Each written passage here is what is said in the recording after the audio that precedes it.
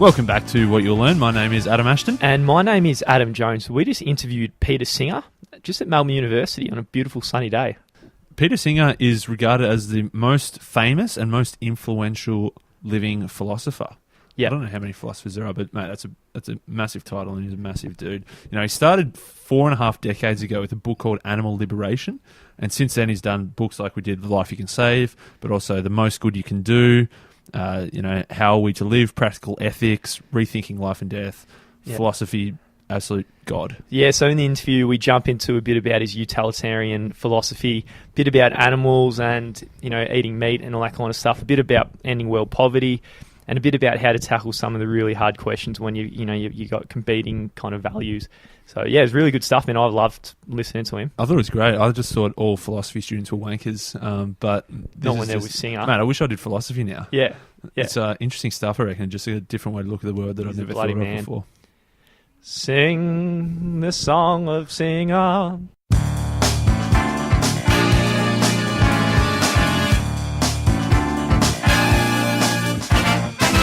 Peter Singer, thank you very much for having us today. Good, happy to talk to you. And giving us a taste. As we were just saying, we know very little, but we're very curious.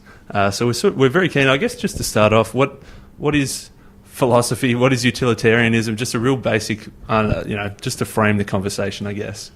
Yes, so philosophy really is trying to understand the world. And I suppose when it began, and the Western tradition began in ancient Greece, there wasn't really a sharp distinction between science and philosophy. In fact, even here at the University of Melbourne, you can actually go to the old physics building and it has natural philosophy written on it. But gradually, those areas that proved to be accessible by experimental sort of techniques or going out and gathering specimens of something or other ceased to be seen as part of philosophy. So philosophy, you could say, was what is left, the kind of things that we want to understand, but we have no experimental method or fact-gathering method to try to understand them. So it's really a matter of thinking, reasoning, arguing to try to get as far as we can with those tend to be pretty difficult sort of questions. Yeah, absolutely love it. So we read your book and we did a review of The Life You Can Save, and for really general kind of normal kind of person, I felt like a little bit of a punch in the face, but in a really good way. And I think and along with a lot of people, are probably going about their whole lives. You do university, you earn some money, you retire, and then probably give your inheritance down to your kids. But it turns out this might not get a pass in terms of helping the world be a better place. So can you tell us a little bit about the average person, and are we actually making the world better from, I guess, the average Joe point of view? Well, I mean, the average person may be making the world a little bit better. That is, they may be doing good things for their family and neighbours. Of course, they're probably doing bad things as well. One bad thing that we're all doing is we're emitting greenhouse gases, and that's heating up the planet, and that's going to be very bad for lots of people in future. So how exactly you balance the good things and the bad things would be a bit difficult to say. But more important, I think, is that even if you decide the average Joe is making the world a little bit better, that's a good thing. But is the average Joe doing as much as he or she could do to make the world better? Clearly not. And I would argue that we ought to be doing more. In fact, I've written, as well as The Life You Can Save, I wrote a book called The Most Good You Can Do, in which I think we ought to at least think more about how we can do the most good. Not necessarily that I'm expecting anybody to really be a saint, to work full-time to do the most good that they can do. But if you're doing some things that are good, maybe for the same amount of effort you can do things that are actually going to produce 10 times as much good, or 100 or 1,000 times as much good. That's not unrealistic when you look at things people do. So why not think about that and do that 10 or 100 or 1,000 times as much good? I think that's good. It's just opening the eyes, because as you say, we probably think we're doing okay, or maybe we don't even think about it. But with the same or a little bit extra effort, we could, 100x, 1,000x those positive impacts. And, the Life Can Save, a lot of small things that we probably didn't even realise, didn't even think about, that can really have a positive impact. So what are some of the things that a long, very, well-regarded career talking about things like poverty, talking about aid, talking about animals. You've covered a wide variety of things, and I guess I'm thinking about the type of thinking of this utilitarianism of, I guess as a basic level, what is it? How are people thinking about it? How should we be thinking about it in terms of this utilitarian philosophy? Yeah, so utilitarianism is a view, an ethical position that says we ought to judge actions as right or wrong in accordance with whether they're producing the best consequences that they can. So the right action, the right thing to do is the thing that will produce the best consequences, all things considered, not just in the short term, but in the long term. And in a sense, the wrong action is everything else, which makes it a pretty demanding philosophy. But of course, utilitarians aren't going to really denounce people for just doing the second best, because that's itself not going to be productive, right? That'd be counterproductive, and that's not what they're about. So it's more a matter of trying to encourage people to think about doing better in terms of doing things that have better consequences than they're presently doing. And then maybe when they've done that, maybe they can do even better after that as well. In terms of how hardline is it, and how much grey area is there in terms of thinking, weighing up, say, the value of a human's life, the value of an animal's life, the value of giving to one person versus keeping it for yourself? How much is black and white, and how much is there a grey area? Well, some of those things are pretty grey, but some of them are fairly clear, I think. For instance, I think one thing that's clear is that if you're going to donate to a charity, you can probably do more good with that donation if it's a charity working in some of the poorest countries in the world, rather than if it's a charity working in a fairly affluent country like our own. And it's not difficult to see why that's so.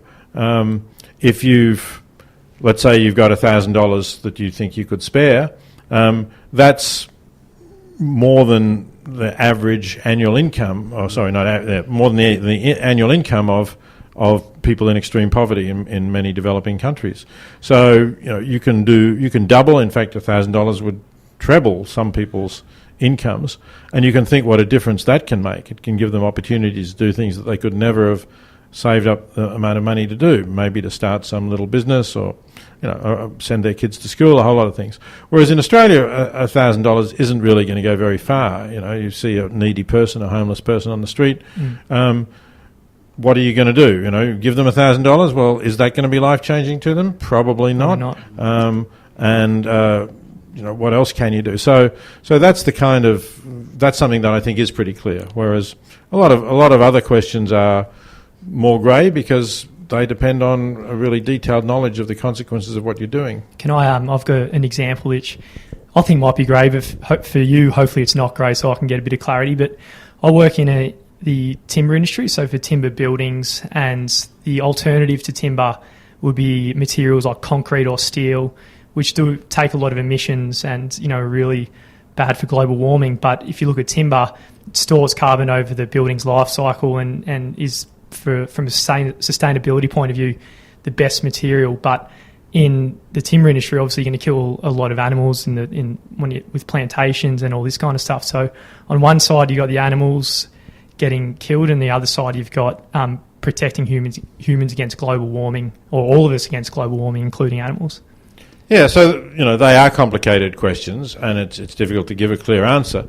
It depends a little where those plantations are going. Clearly, if you're able to plant plantations in land that has already been cleared and is low value for other uses, then that's just a plus, because you're soaking up the carbon. I guess it's true that when you fell the plantation, there will be animals that have moved into it, but not nearly as many as would be in an old growth forest. And then, on the other hand, if you were clearing an old growth forest using the timber and then establishing a plantation, then I think there would be a lot more problems with the animals in that area, plus other conservation values that might be there in the old growth forest.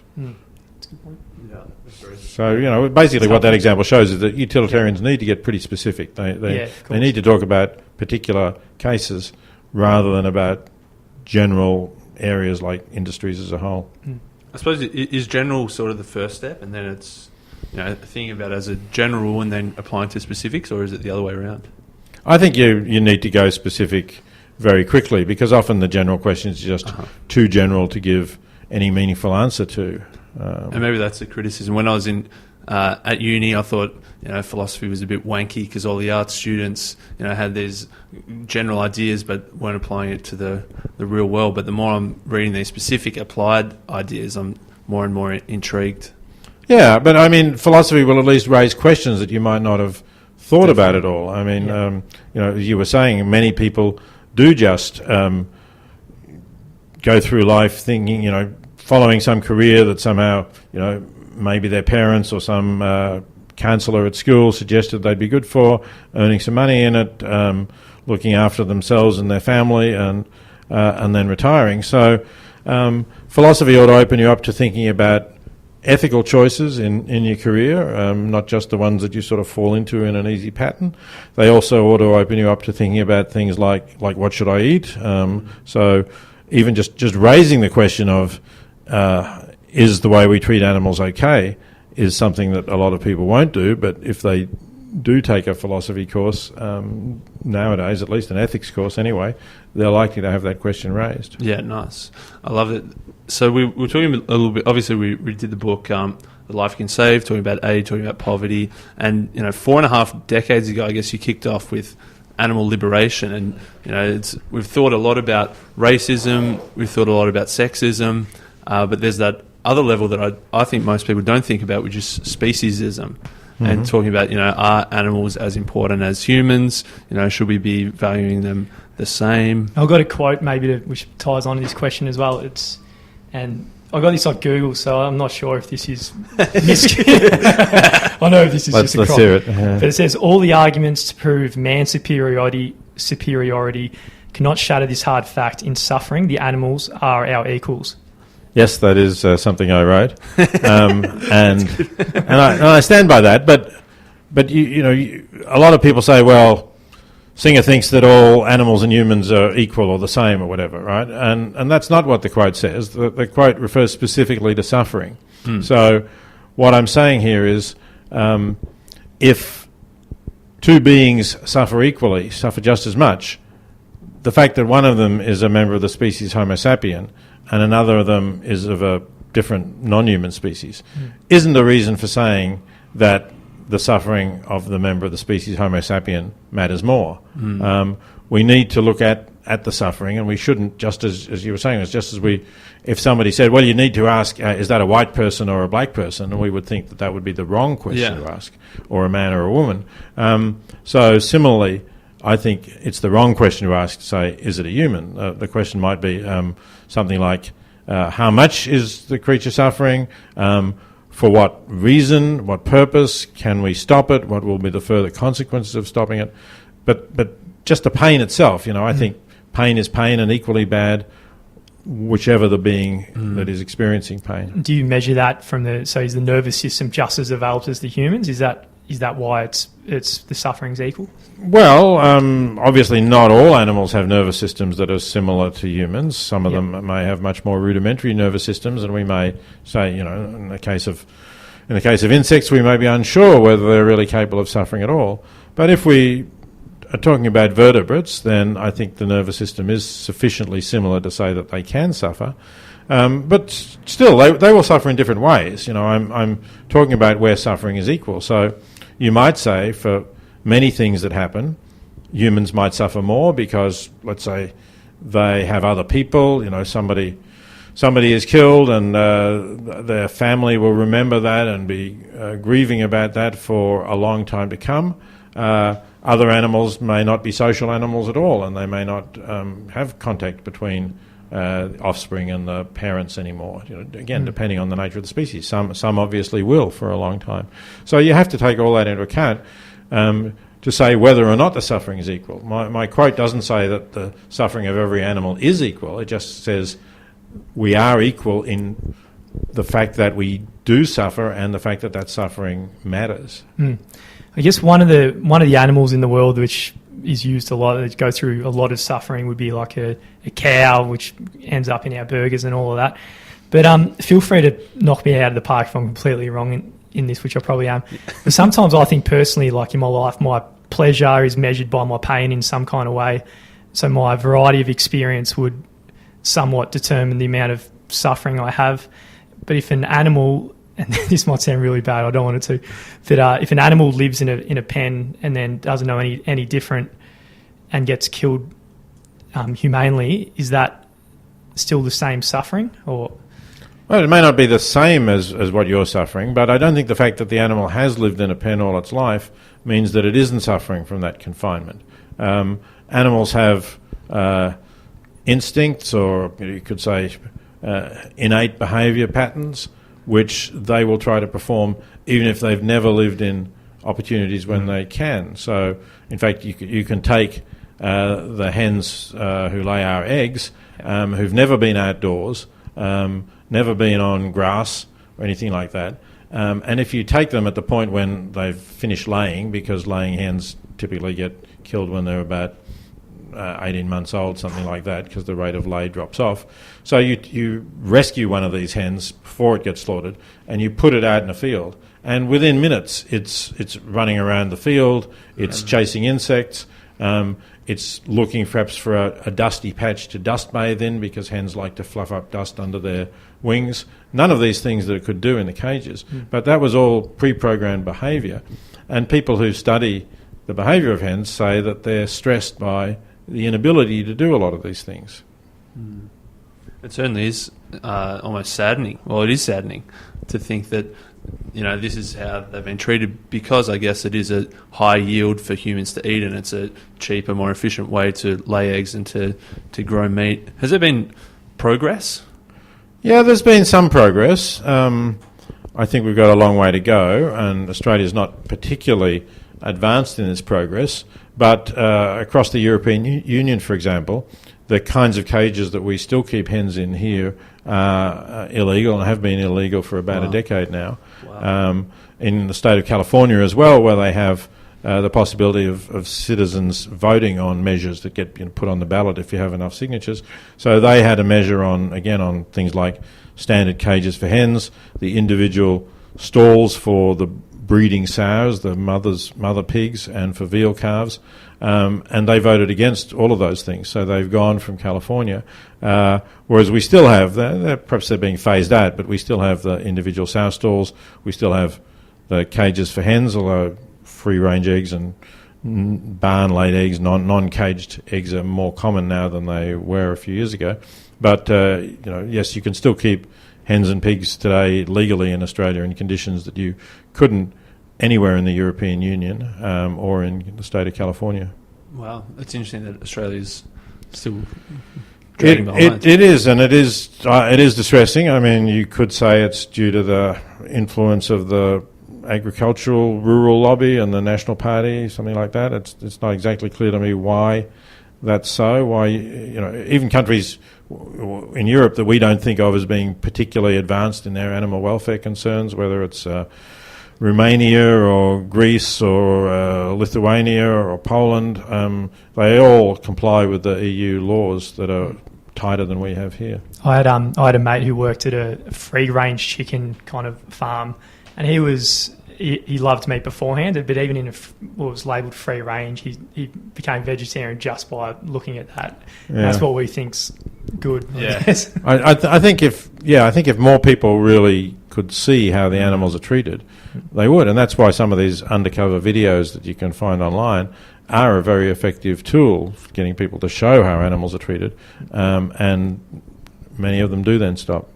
It was just recently that in Australia the live export sheep to the Middle East, I believe. I don't watch the news too much, but this was one thing I saw, that some video emerged, I'm guessing from an insider, of the sheep and the treatment they had going on a ship from Australia overseas was not too good at all. That's right. No, it was horrendous, really, I think. And that was taken by an employee. It wasn't taken by sort of a planted animal rights activist or anything.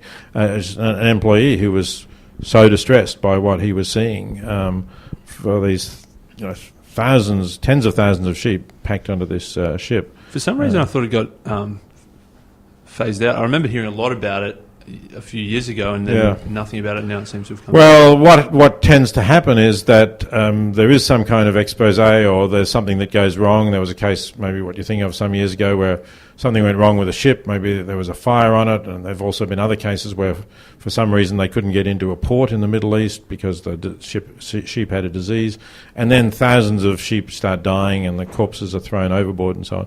So that happened a few years ago, and there was an outcry. And the government said, well, we're going to reform this. We're going to change it so it won't happen again. And they did that, and sort of the outcry went away. But what we've seen now is that, things have just slip again. If it doesn't have this focus of attention, it slips away. And that's why I just read that actually a Liberal Party member of Federal Parliament is introducing a private members bill to ban the live export trade. And I really think that is the only long-term solution to this. Yep. One of the things that comes up in a few of the books we've read, because we obviously review books in our podcast, is that meat is healthy and it is along with our ancestral diet and all these things. So I'd like to get a view of you on the nutrition side of things, because you look bloody healthy.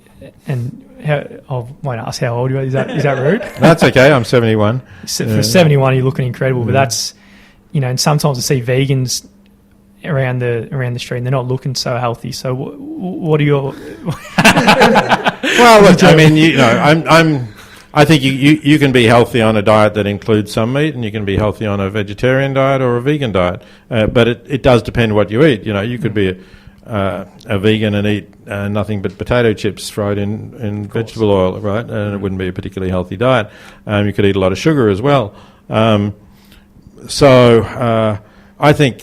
And I do think, that it wouldn't really harm me to eat small amounts of meat. I think the amount of meat that typical Australians and Westerners generally eat is pretty harmful. And there is good evidence, particularly about red meat being related to forms of cancer of the digestive system and some to heart disease as well. So, but to me, that's not why I don't eat meat.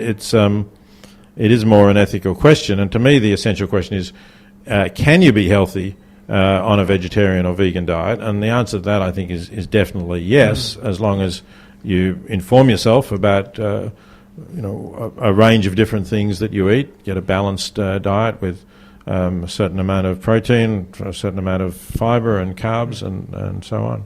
Yeah, nice. I think I know the answer to this. I'm going to try and lob it up, but when it comes to aid, trying to help reduce poverty, trying to help improve, the life of animals. Whose responsibility is it? Is it the news people for promoting it? Is it for philosophers for coming up with ideas, or is it everybody? It's everybody, I think. Yeah.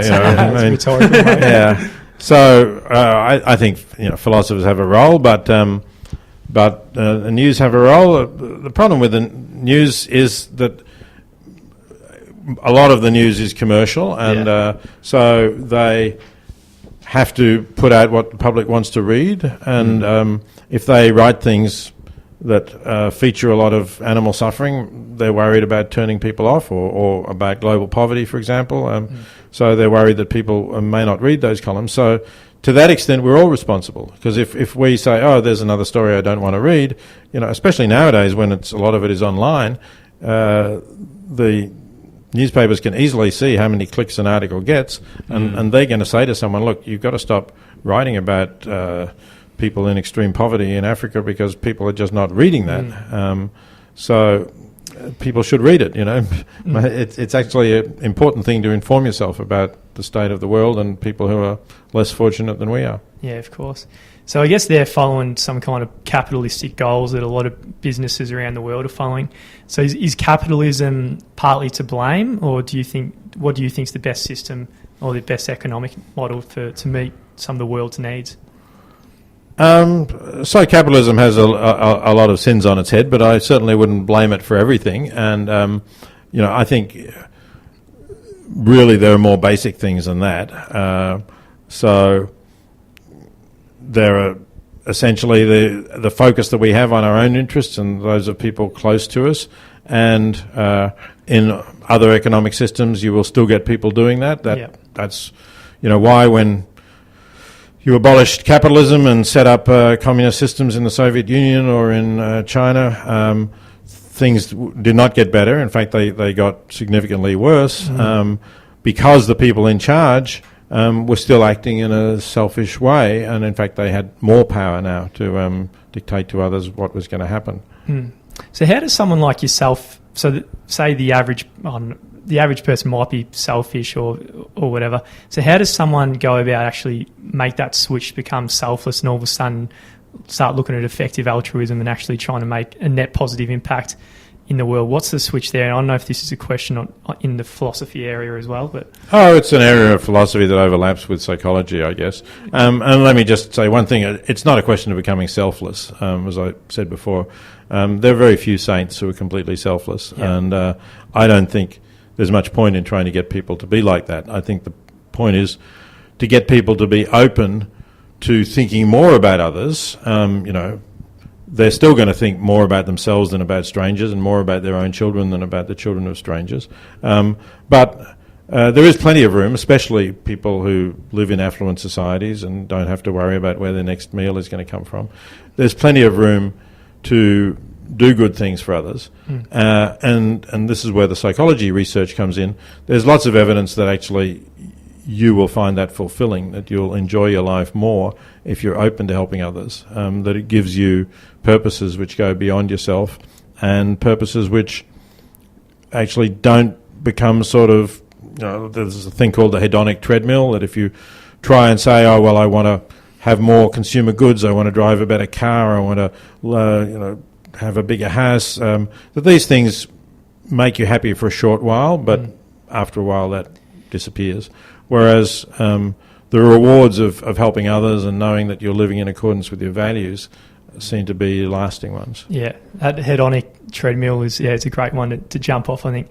And the Dalai Lama, I remember hearing him say once, like, if you want to be happy, practice compassion, and if you want others to be happy, practice compassion. Yes. Which is definitely on the long line. That's and that is a Buddhist idea, that practicing compassion actually and really feeling the needs of others is something that is rewarding for yourself, but it's also an idea that's been around in Western thought too. Yeah. So say if someone's listening now and they're young and they want to go out there and change the world or do good in the world, what specific action or advice do you think they could take to maximise the impacts they can have? Well, if somebody's young and not yet set on a particular career path, then think about what you are going to do with your life, and in thinking about that, take account of the impact that it will have on the world, and see if you can find a career that is more likely than not to have a positive impact. You can go online to an organisation called 80,000hours.org. That offers advice on ethical career choice, and that's useful. But also, as we were saying earlier, think about the way you live right now. Think about what you're going to eat.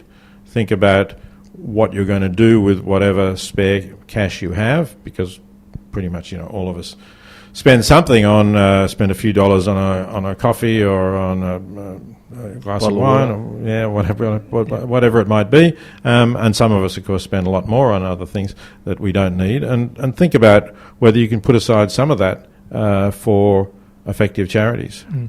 Just quickly, Adam Ashton was going to bring in, we normally bring 3 bottles of water in for the guests, but just that was a big part of the life you can save, so he decided not to. Right, and I have one here, but I was out for lunch with someone else who said, did I want a drink, and brought me this can, but it's not normally there. Yeah. Nice. I think it's something I'd never honestly really thought about.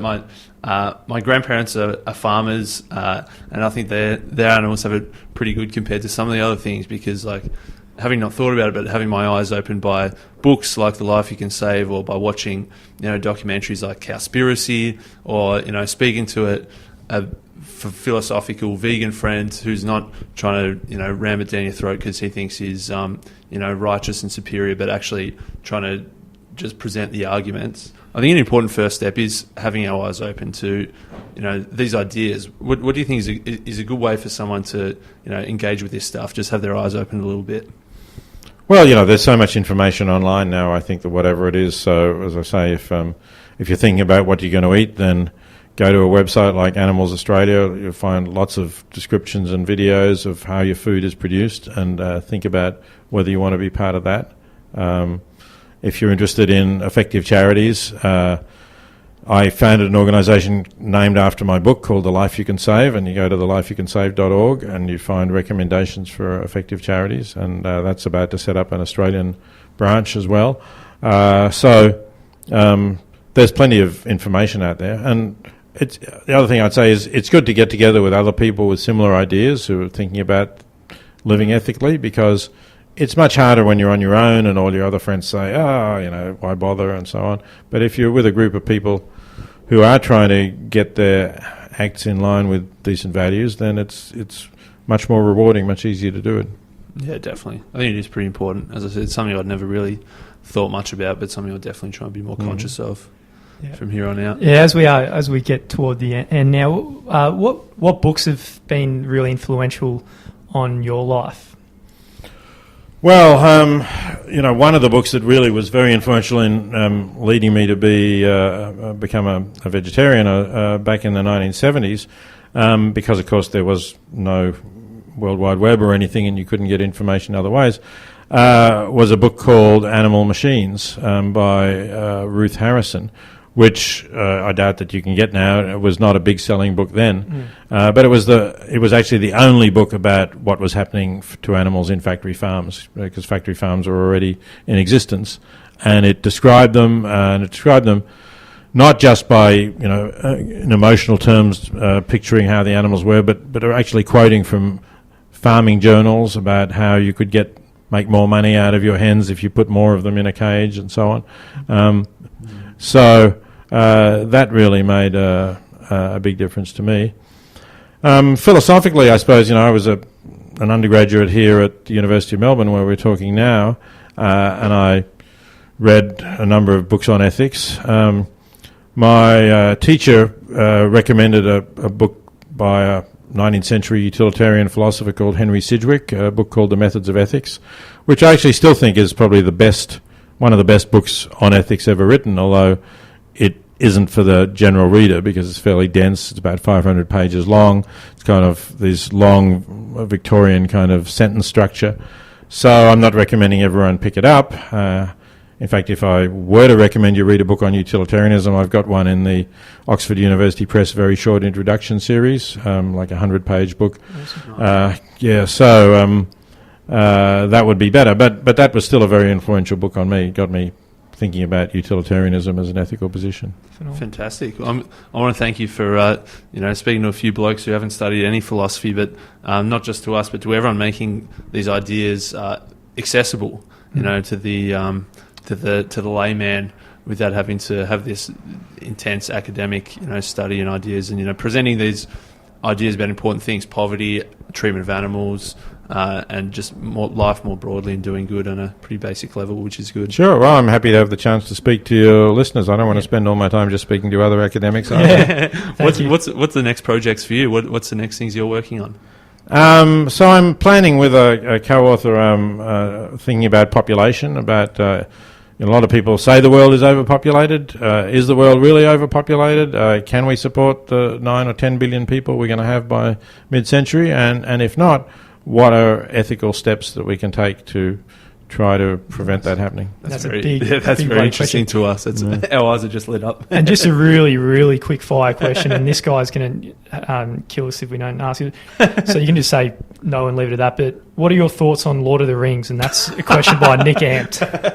I think the book is terrific. I didn't like the movies. The movies, I've never read it, never seen it. It happens so often with movies. They just go in for the action stuff, the battles, the monsters, all of this sort of stuff. And Lord of the Rings, if you read the book, is not about that. It's about immersing yourself in a different kind of culture, reminiscent of medieval times, but a different set of beliefs. And you don't get that out of the movie at all. Yeah, phenomenal. Thanks so much. Thank you so much. It was awesome. Thank you, Peter.